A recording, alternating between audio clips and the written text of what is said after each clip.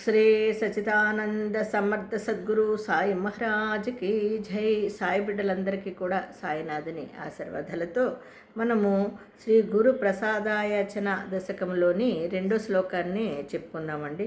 పుసోన సునభాయ చ మజన భ్రాతృజాయ పుసో పుసోన ప్రియ సోయరే ప్రియ సగేన జ్ఞాతి పుసోం పుసో సుహృదనాసక స్వచననాప్త బంధు పుసో పరీన గురు సాయి మామజవరి కదీహీరుసో పుసోన సునభాయ చ. నా గురించి కోడలు, వదిన, ప్రియ బంధువులు, ప్రియ స్వజనులు, సక్కులు, మిత్రులు మరియు ఆప్తులు వీరెవ్వరూ ఆలోచించకపోయినను సరే, ఓ సాయినాథ, నీవు మాత్రము నాపై అలుగకము.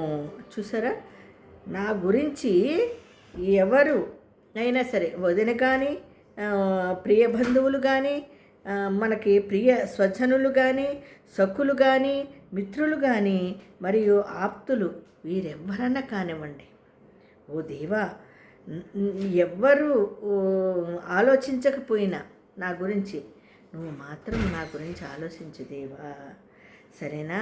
ఓ సాయినాథ, నీవు మాత్రము నాపై అలుగకము దేవా.